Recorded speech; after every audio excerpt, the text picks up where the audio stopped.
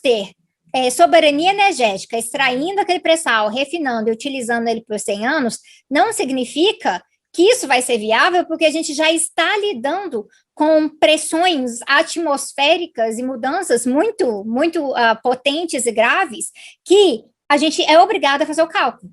Para quanto de pré-sal que a gente tira e extrai, joga mais, a gente libera mais desses combustíveis fósseis na atmosfera, e quanto isso vai piorar também a nossa vida.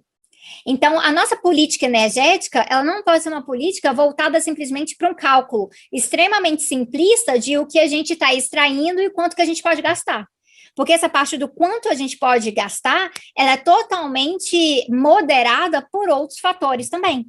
E isso é o que a gente trabalha muito na ecologia marxista, a partir de uma discussão que o Marx fez no Capital Volume 3, ali ele está tratando principalmente de fertilidade do solo, mas é uma discussão que ela vai se ampliando. E aí ele vai falar da questão de regular o nosso metabolismo com o metabolismo da natureza. Então, a gente vive uma era que a gente chama de era de ruptura metabólica.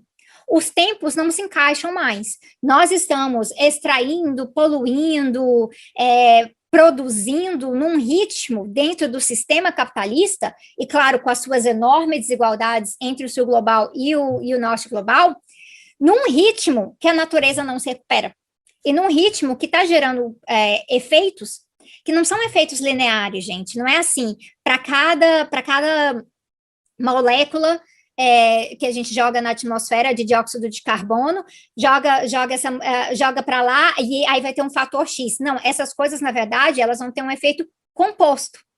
Então, se a gente falando de efeito composto aqui, pode ser que algumas projeções que sejam mais otimistas, daqui 2 anos elas não sejam mais. E é por isso que o painel intergovernamental de ciência sobre o clima, né, o IPCC, o tempo inteiro ele está reformulando a sua revisão de literatura ali sobre os dados, e toda vez que tem uma reformulação, a reformulação é para pior. Então, isso é algo para ficar muito claro. E como a reformulação é para pior, algo que a gente pensa é assim, esta década em que a gente está, ela é essencial. E a gente está no momento dessa década que estamos lidando com o sufoco da pandemia, com desemprego, né, com uma crise sanitária, mas a crise ecológica, ela não somente não deixou de existir, mas ela também é o pano de fundo de tudo isso que está acontecendo aqui. Porque aí eu recomendo muitíssimo a leitura do Pandemia, né, e Agronegócio, do Rob Wallace, que saiu pela editora Elefante.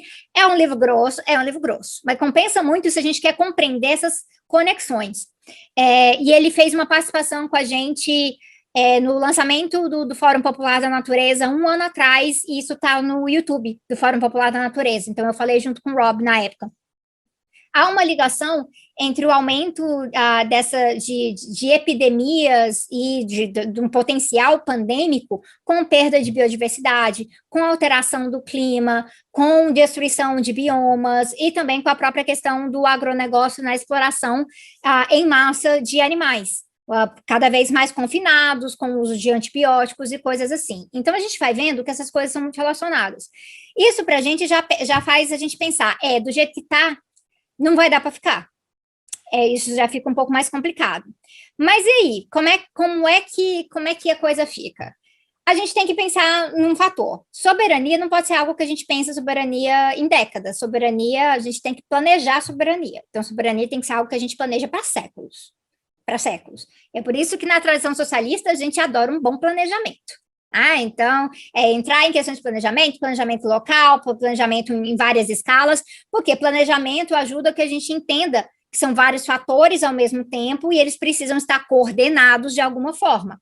Então, se a gente está falando aqui de uma transição energética, a gente está falando que... Então tá, gente, se alguém chegar aqui falando assim, acabou o pré-sal, não pode explorar mais petróleo no Brasil amanhã, acabou.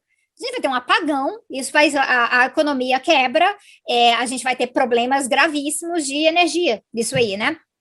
Então, não é uma boa ideia que isso ocorra. Por isso que a gente usa o termo realmente transição aqui. E a transição, uma das formas que isso é muito trabalhado é possível coordenar, e a gente tem, por exemplo, economistas trabalhando com engenheiros, gente fantástica no IPEA, em vários lugares, que conseguem fazer planejamento sobre para quanto se explora disso aqui, porque vai gerar tanto de energia, que vai ir para tantos setores, e aí o que a gente gera com a partir daquilo ali, a gente transforma em investimento em renovável neste outro setor. E aí a gente vai tendo um processo que é de segurar a situação e expandir em outras áreas. O que também passa por uma discussão sobre como isso fica em relação aos nossos vizinhos, porque essa discussão sobre mineração, sobre petróleo, ela é uma discussão que tem tudo a ver com a América Latina no geral, e aqui com muita ênfase falando ali do Triângulo do Lítio. Então, a gente está falando de Bolívia, de Chile e de Argentina. Lembrando que o lítio da Bolívia não é um lítio top, ele é um lítio de mais difícil extração, ele é um lítio que está, inclusive, numa área de proteção ambiental, então torna a situação muito mais complicada. Porque que significa um lítio em área de proteção ambiental? Que é uma área que, se você for destruir por conta do lítio, vai gerar impactos negativos também, porque você vai estar perdendo ali estoque de carbono, você vai atrapalhar a lógica do ciclo hidrológico, né, o padrão de chuvas, tem várias coisas em relação a isso, mas também outros minérios, né, tem cassiterita, alumínio, até mesmo petróleo, quando a gente está falando do Equador novamente, Venezuela. Então, isso tem trazido muito para a gente, como a questão, para a gente, precisa ser uma questão de diversificação e uma questão de uma pauta absoluta de empresas estrangeiras saiam daqui.